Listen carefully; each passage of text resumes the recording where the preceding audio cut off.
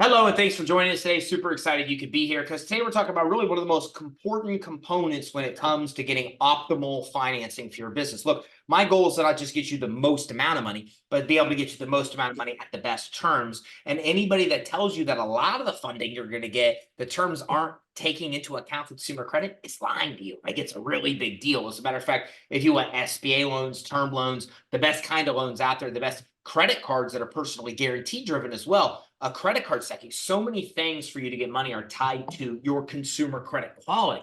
But as interesting as it is, as many episodes as we've done, we've never really dove in and talk about the intricacies of consumer credit, what you need to do to improve it. So that's exactly what we're going to be talking about today with Alan Abernathy. Now, Alan is the CEO and founder of NUFICO, a leading credit repair company that specializes in powerful, aggressive credit repair and tactical credit file rebuilding as well. With extensive experience in consumer sales, the automotive industry, and real estate, Alan is deeply connected to Southern California's real estate market. His surgical knowledge of credit analysis and the FICO system, particularly in addressing the most neglected files, makes Alan and his team one of the most sought-after credit repair companies in SoCal. And they got a really good reputation nationwide as well. His dedication to maximizing the value of clients ensures that each transaction surpasses their expectations. Since founding NUFICO in 2014, Alan has transformed the credit profiles of over 2,700 clients, so thousands, helping them restore their credit to above average scores. His meticulous attention to detail and unwavering work ethic are hallmarks of his success in the field. Now, Alan holds a Cal-BRE real estate license in California where he focuses on building strong client relationships.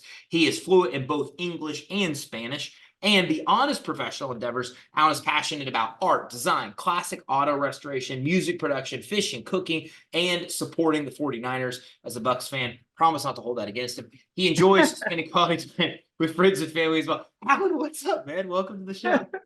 Hey, what's going on, Ty? How you doing? I'm doing well, man. I'm doing well. Life is good here on the East Coast. It's good. It's good connecting with you. I grew up in the consumer credit industry, so I have just mad respect for someone as successful as you, because it's not as easy of an industry to become as successful as you have, and being around now for 10 plus years. So congratulations on your success. Yeah, thank you for that. What an intro. Appreciate that. So a lot of people on here, our audience they're out there trying to get money. And I think that, you and I both know how important consumer credit is to that, to being able to do that, right? There's a lot of loans out there, credit lines, credit cards that are based on consumer credit quality. So you know a lot about this. I mean, your company's NUFICO, which by the way is NUFICO. If everybody wants to check them out at NUFICO.com. So what is it? Give me an idea of how the FICO score works. Like, what are the most common factors that are affecting the FICO score? Right. Yeah. One of the biggest is, payment. We've all seen that wheel that shows up if you just Google or maybe on an infographic, and it'll break down 35% payment history, 30% utilization. I think those are the two biggest things. When I dive into someone's file and I look at it, the first two things that are going to pop out, and the first thing that surprises someone when they say, hey, I'm confused about why my score jumped up or why it jumped down, it's going to be in those two categories because everything else is going to be smaller. Everything in succession is, 10% inquiries, 10% what's your credit mix. But that payment history is really key. And that's what a lot of people struggle with. You might find some general written letters online that you can kind of fill in your info and take a shot. And if you've got some derogatories on there, it really does pull the score down. When I'm doing a call, I do tell people, hey, this is your one good baby account. If we get a hiccup on here, it could, kind of kick the pile of leaves that we're raking and really pull us down. So the payment history is going to be top of the line. And right after that is utilization. A person that has a $200 credit card, if they max that out, they look super risky. If someone has $10,000 worth of different credit card limits and they max that out to 9,800, that's going to look just as risky. So it's key to know what your limits are and keep that usage down and make sure your payments are 100% on time, at least the minimum payment. So I want to talk about both of these because on payment history, it's interesting. I haven't been in consumer credit for a long time, as you know. It's been 12 years plus. Lots changed. But the biggest problem I ever saw in the past is people come in, they hire you to help them. You do a phenomenal job. Remove a lot of the negative stuff. It's not there. It's not timely. It's not accurate. It's not verifiable. So you get it removed. The problem is then they don't have any positive stuff, right? Like, so you can't, and I just tell people you can't positive score without positive credit. What do you do in those scenarios? How do you guide your clients to be able to get new positive payment history? Because even if you remove their bad, sometimes there's no good to be able to help them still boost the score up. Yeah, super good point, and actually a great question. I get asked that sometimes, but I make sure to touch on that on each call because I use the analogy of a garden. You know, if we're walking in your garden and we see that you have 8 flowers and 7 of them are dead, and we're going to consider accounts as flowers, right? If we remove those or get those taken off, you've got one little flower. And they say to the thick personal credit file is 5 accounts or more. So what we've done is over the past 9 years, we've gathered little sites online and they're becoming more readily available, right? As you can download them on the phone, they're little apps, all types of stuff that are what we call credit builders. And we send this email out. It's in a template. Every single call I do, if the person has a thin file, I fire this email off. And these are going to be the ones that you want to add in. A lot of people will scoff at them and laugh because they seem so small and minute, but they're very, very, very powerful. And that score, if you have nothing in there that's open, the true FICO score will not have a score. If you don't have any revolving accounts that are open and we remove everything and start over from scratch. So some people are kind of bummed out to see zero or nothing. But as soon as you add one account that's 1 month old and it hits on all 3 bureaus, you're going to start with a 680 score. That's where the FICO system starts if you have to start from scratch. So I think a lot of people, they will either keep, let's say, for example, a cap one account that's salt and pepper lates, and it's just holding them at that middle score. So if we can get that corrected or removed, and if they have a thin file, they need to be hammering out on that. We call it an entry level primary account list. And it's literally a list of, it was 12 accounts. We grew it last week to 18. And anytime something new is coming out that's working and we're seeing it post on reports, some of them are $5. You can start them in about 10 minutes on the phone or the app, and it'll show up in 2 to 3 minutes. So that's extremely important when you have a thin file, or we almost have to start over from scratch. So yeah, those builder accounts I are. love that. And it's one of the reasons you're the master here at doing this because I've seen some companies online that, they remove the bad, but they don't get it. Like, it doesn't help anybody if there's no positive. I've never known anybody, and I've been in the consumer and commercial credit industry for decades. Never known anybody who's got 18 accounts they can recommend. So the fact that you even had 12 and you're expanding, I think is phenomenal. It's so important. The second part you talked about was utilization. Same question applies, right? Is that, a lot of the people that come to you, their credit limits have already got lower. They're already down to subprime cards that have $500 limits or $1,000 limits. So there's just not a lot of money even limit there. Even the slightest balance they put on there hurts them. What do you recommend in those scenarios, and how do you help people increase that utilization aspect of the score? Because as you said, it's so vital to having a good score to fix that. Yeah, that's a good one too. An amazing thing, I always get oohs and ahs and wows. I had a couple conferences where we have, home buyers class, right? And there's 60, 70 people there. And to me, I didn't think it was a surprising, I guess a tip or trick, but really that limit, like you say, if you can get down to a $200 or a $100 Walmart limit, which is like, what do you buy? And we all heard the rule of the 30% below, you got to stay below that marker. So if you've got $100 limit, you can go get 30 bucks worth of groceries and now you're into the lowering the FICO, right? So one thing that I recommend if you have a low card or you don't have much would be to watch the date at which it posts. So you can play with this date and it can hurt you or it can help you. If you know that your card is going to post on the 15th and you got to go spend 100 bucks and you've got a $100 limit, make sure that you catch it 2 or 3 days before. I always give a 72-hour window and just grab some cash and pay that card to zero because it's going to stamp the credit one time a month. And if everyone sees that you haven't spent on that, you're going to have the best score. And so it's not like you can't reverse it. It is a temporary thing. You're not getting lates on there, so it's not that big. But you can do this at all different levels. So if somebody has a $5,000 card and they've got an expense for a vehicle that broke down or something that they have to take care of, a family emergency, if they have to use that card and access it, if you have the capital to pay that down, you can move that balance and make sure that it stamps correctly and at a lower number before it hits the credit and shows up that high utilization. So definitely know what that date is and pay that down.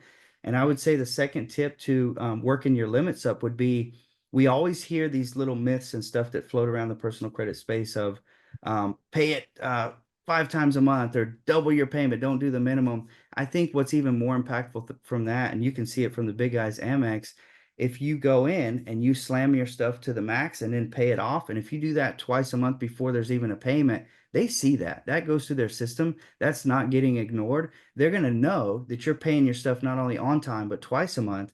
And regardless of what's posting, if you pay that twice, they're going to want to give you more capital. Because if they're making 5% on 5 grand, why would they not want to give you 15 grand if you're this responsible? So that's where I see if you're slamming it to the max and paying it to zero, do it responsibly, right? Don't do it just for no reason. But if you have something that you can transfer instead of doing a cash or a debit card transaction, if you can get it through there, use that. Use that card, put more money through there, and they will feed you. They'll give you a bigger limit and you'll be rewarded. Poof, really, really powerful tips. Both really appreciated. Well, let me ask you this. What always used to frustrate me back in the consumer credit industry is that the credit bureaus have done such a good smear campaign that they've convinced millions of consumers that there is no hope when it comes to consumer credit. Now, you and I both know there's a lot of laws to protect consumers, so that's not the case. But tell those, like, somebody's watching this right now and listening to this and thinking, man, I know I have credit problems and I don't think there's a way to fix it. Somebody may be thinking, I did it, right? I know I had an account, I went late. They may be thinking they're deserving even what happened to them, which makes me sad when that ever comes up. What do you say to people? How do you explain why credit repair does work and how effective it really is? Yeah. Why does it exist and how is it legal and how are we doing this and why can people do it or not? Yeah. So that's a really, really good question that I try to dive into on calls one on one. And I think first off, I'll just touch on kind of, when you gave my intro, right? We like to call ourselves the aggressive. So how do we keep that compliant and do the right thing? If you just think at it from a standpoint of these three companies have the ability to give you a score and show other large companies that want to lend to you how responsible you are, they have that law, like you said, the FCRA, to make sure that they can report correctly. So some stuff will be incorrect, some stuff will be off by $1. And as me and you both know, if it is inaccurate and they can't verify it, it'll get pushed off. So regardless of you actually fell down, and most of the time, 80% of my clients, it is something they messed up on, right? Not a big deal. Not the end of the world. It's something that they know they had and they defaulted or they had some lates. The best way to explain it is we're going to the bureaus that hold that record instead of the creditor. And we're asking them, hey, you're supposed to have this on file, A, B, C, D, E, and F paperwork. Let's see that paperwork. You've got 30 days to give it to me. Go. So what we're doing is we're going directly to the bureaus just to make sure that they have their ducks in a row. And if they drop the ball and miss it, or the creditor can't get that information into the bureaus, they just miss the buck and they get blocked and deleted and removed. So that's really the way to kind of explain. We're not going in any back doors or breaking any rules. It's really asking them for what they should already have on file. And if they can't provide it or can't get it there, a lot of times we'll get the block and deletion, and that's how you can clean up some stuff that might have actually been yours, but really can come off. So it's not always a sad story. It's just people kind of need that education that they can do it. They can go, get some stuff off that was accurate. Yeah, and it's like, the legal thing that, innocent until proven guilty. But and what I hear you saying is there are laws that are designed and created to protect consumers from making sure that their credit doesn't have a lot of things on there that shouldn't be on there. And Right. it is the credit bureaus, and you've even mentioned the creditor's obligation under these laws to be able to validate what they're reporting. And so it sounds to me like what you're saying is that you're coming in and holding them accountable for what their obligations are to validate that. And just by holding them accountable, they oftentimes can't do that. And the result is that negative item gets removed completely from the credit report. Is that? Yeah. Absolutely, yeah. That's the best way to describe it. Customers are surprised that a vehicle they're actually driving that has a couple lates that now everything's digital. Unless you can catch the app messing up at midnight and screenshot that, Wells Fargo's not going to agree that that payment didn't come in right on time. So it could be something you really did. And we're just going directly to the bureaus. Obviously, we're not going to go to the finance company for the car and say, hey, this isn't right. We want to talk directly to the bureaus and really hold them accountable because they're the ones that are governed and watched under that microscope so closely. So yeah. One of the things that drives me crazy, not crazy, but I find interesting, let me say, is that I have spent tens and tens of thousands of hours basically learning business credit, right? And I'll still have a YouTube, you know, a YouTuber come in and say, "Hey, I saw videos and I could do it as well as you can," right? Which I think is interesting because there's a lot of things like I have a piano behind me, you have a piano behind you. I assure you, I cannot play my piano nearly as well as you can play your piano, right? But you have a lot more experience to be able to do so. So, but what do you deal with the same thing on the consumer side? Do you have people that come to you that think that they can do this on their own? And what barriers or problems do they run into trying to do it on their own versus work with somebody like you who's reached mastery level of your craft and improving consumer credit? Yeah, yeah, really good question. A lot of people will ask that. I think the best way to answer it, I'm a super transparent guy. I love to be very direct with my clients. And if you look at some of the fine print, a lot of credit repair stuff out there is going to say in the tiny at the bottom, you can do this on your own. We want you to know that. And you can. And really, the difference between doing it yourself and coming to someone like us who's kind of honed that craft is going to be just what's involved to do it, right? And we have different stages. We have people that come to us to say, I really want to learn this myself. Can you teach me? We'll do that, right? Or we have people that say, man, you know what? I'm a busy business owner. My budget's higher and my time is lower. Can you handle more of this?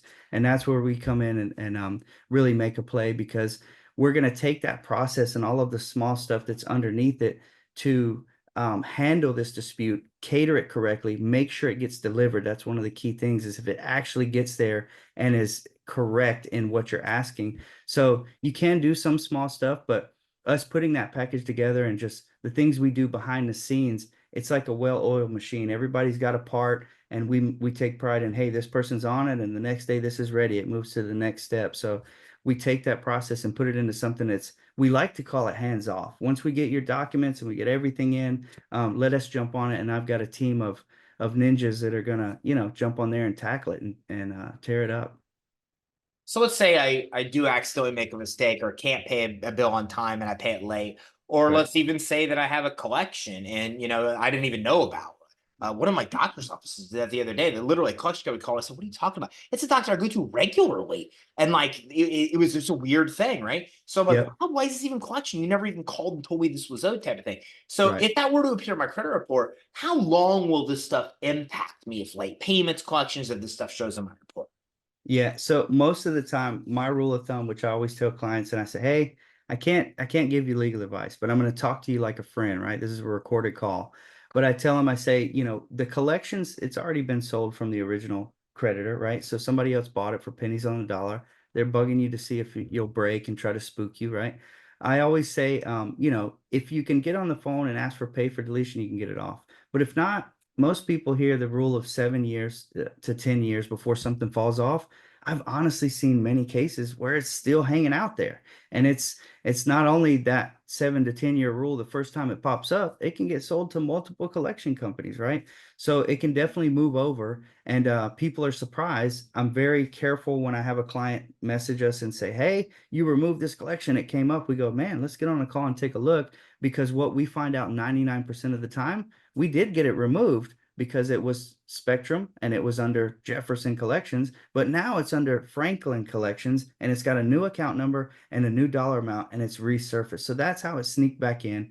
First one got taken away. And just to touch on, the example that you gave me, the medical collection is at the weakest and the lowest point. So they have the least amount of leverage. Those are my favorite. I always tell people we do those in our sleep with our eyes closed, So if you come to us and you've got some collections that are medical or even just collections, our failure rate is almost non-existent with removing that. So yeah, definitely something that you want to ask about or look into. Don't pay that. I don't recommend paying it right off.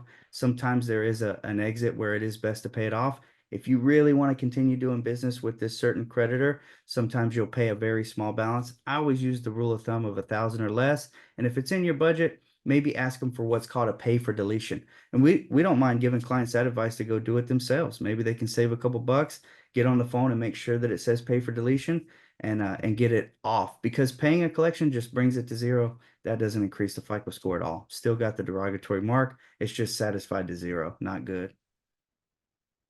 as one of the kings of credit, and especially I think it's interesting because you're in the real estate side, right? So you have a real estate license or have had a real estate license. So, it's interesting because I see companies online that may charge very little money and they just string somebody along. And they just, I mean, I hear from these people all the time. I've been working with X company for all this time and they've not really seen very much results. You seem to be on the opposite side of that spectrum where you understand the importance of getting the scores up quickly and substantially for somebody to get into buying something. And you have automotive experience, typically real estate, things like that.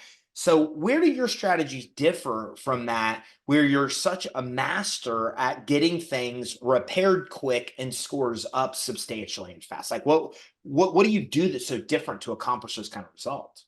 Yeah, if I had a nickel every time I got asked that, there's everywhere we look on the internet, there's going to be $27 a month credit repair, $99 a month credit repair. And you have to look at it from that business's standpoint.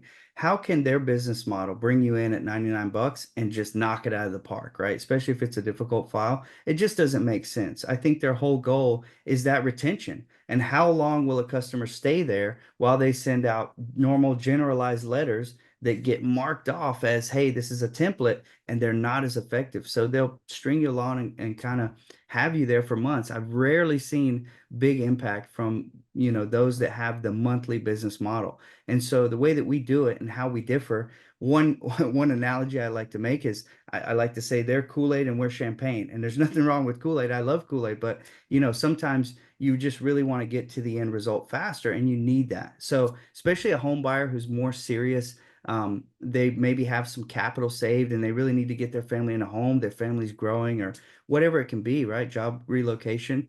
So the key with what we do and the way we do our pricing, I like to say we're one third of the price of the guys who charge a lot but really don't get done what they say. And so I'll take an example, and I hate to throw dollars out here, but it does make sense. In a three payment of 500, breakdown, we take a $500 down payment to start processing and consulting. And then our second payment is due when we reach 50% deletion. And that third payment comes in when we reach 75% deletion. So not only are we earning our payment and showing the deletions and getting you to the end result, but we want to move you through the system as fast as possible. The best thing we can have is a phone call to a client that goes, hey, good news. Your file's done. Bad news, you owe us the rest of the payment, because that's what they wanted in the first place, is a credit repair company that does what they say, and that dollar amount really speaks volumes to why we move you through faster. We're not here to string you along. We don't want you to be in the system forever waiting on updates. So we work it different, and we want to earn our results. Makes it easier on the client's pocket as well. Which is something I don't think I've ever seen where somebody's payment model is based on, hey, if we don't get these results, like you don't pay the payment. I mean, I think it's just astonishing that you're that, not astonishing, but I think it's cool that you're that confident in what you do that you tie your payments to your results. Yeah, really key. Makes it easier for the client. I joke around and say, hey, you got to think about my side. I am looking at a file of where you had some hiccups and you weren't able to pay. So how does my company get killer results and entrust you to make the payment? And the fairest way to do that is to break it up by deliverability. What do you do, and not as much for your services, but if I am somebody that I know I'm not going to be able to pay something, what advice do you give to somebody like that to prevent the damage from even occurring? Yeah, so it's going to depend on the dollar amount, right? We've all had that where it's like, man, I got to ask family to catch rent, right? This is my roof over my head. One thing I will say that is just a key piece of knowledge. We've all got those credit cards where the minimum's maybe only 25 bucks, right? You're building your credit, and you've got a couple good cards. If you know that the damage is coming in, you can prepare yourself and brace for the storm. Honestly, sometimes if you've got maybe a checking account that you don't use as much, maybe direct the payment over there. And as soon as that minimum payment goes through, slide down to the bank and go put that. You might get hit with a fee. Maybe don't do that on a business bank account because we know they have records of how much balance you keep and stuff like that. But if it's an account that's less used, some of us will have a backup bank account we don't go to because it's not in the area. Put that minimum credit card payment over there. Let the credit card payment minimum go through so you don't default. And remember, you've got that 30-day window, right? So there's a due date and then there's a, oh, we're getting close. So 29, 28 days, you got to get something in. So put that minimum payment in. And if you got to grab some cash and go to the bank and satisfy that negative balance, I recommend doing that. I just want to be clear. maybe don't do that on a bank account that's, evaluated for doing some funding later on the business side. But if we're talking personal credit, make sure that minimum payment comes in, and don't, if you have 5 credit cards and you know that rough times are coming, don't spread out the cancer. I would make sure to take one. If you're going to take a hit, we've all had it, we've fallen down. And I think that's what makes the people who get back good credit scores really appreciate it. But if that's going to happen, collateralize that damage into one account, and then later we can address that and tackle that one instead of getting one late on all 5 accounts. I think that's the worst way to spread around the damage and the hardship. So If I'm trying to figure out what my scores are, trying to figure out what's on my report that may be positive or negative, what do you do? What's your advice with where I should go to get a copy of my credit reports? yeah, so I have a I kind of have a step guide, right? So my favorite, and I hate to plug, but it's going to be Experian. We all know that they're the most accurate. Their reps are in the United States. You can talk to somebody who really dives into your file and looks at it. And they're also going to give you the reports for Equifax and TransUnion. Be careful. They do have some little stuff in there where if you try to refresh, it'll start your $24.99 membership. And if you're not wanting to do that, you want to watch that. But you can go to Experian right now for free and start that up. And daily, you can see your actual FICO score. The reason that Credit Karma gets such a bad rap, they use Advantage 3.0. And as we know, most major lenders are not going to be looking at that score. And it can give you a false score and kind of have you going in the dealership thinking you're a lot higher than you are. It's just on a different scoring model. It goes from 300 to 900, and it can even evaluate accounts that are closed. If you have no open accounts, it'll show you a FICO score, and that's not true. So I say that Experian is going to be the top. And then really, if you want to go that extra mile, if you're trying to do some business funding and just nail it in, or you've got this property and you're in escrow and you don't want to lose this house and you need to know exactly what FICO score, FICO.com, myfico.com, myfico.com. It's going to be a $40 report. They're a lot higher, but this is really where you can go get each version of the FICO if you're trying to dive in. We know that there's others like Smart Credit, there's Identity IQ, there's a bunch of others that I would just consider them a lesser.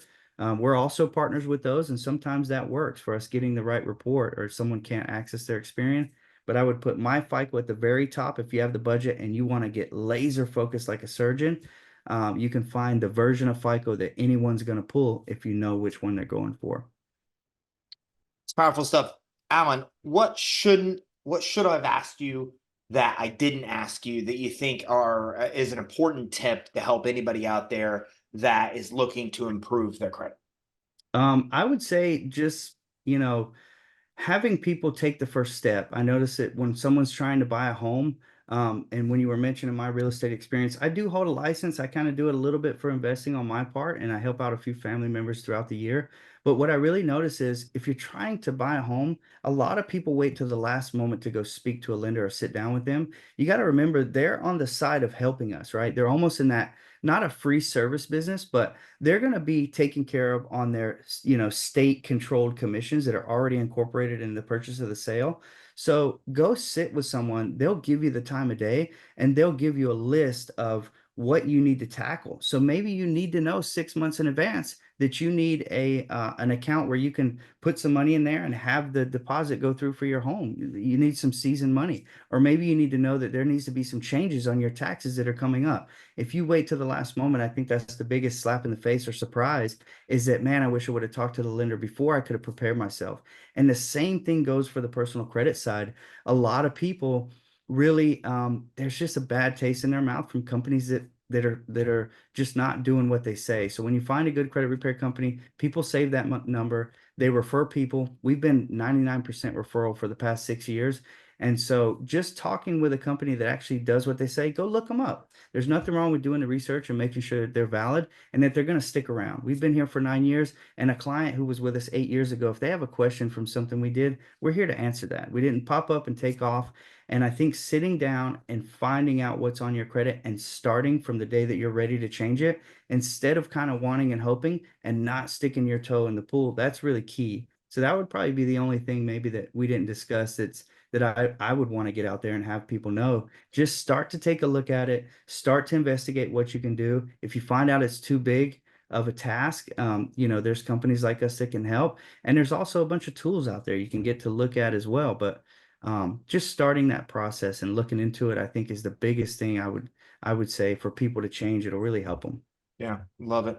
Alan, where can everybody go to connect with you, learn more, maybe even take a next step with you to be able to improve their credit?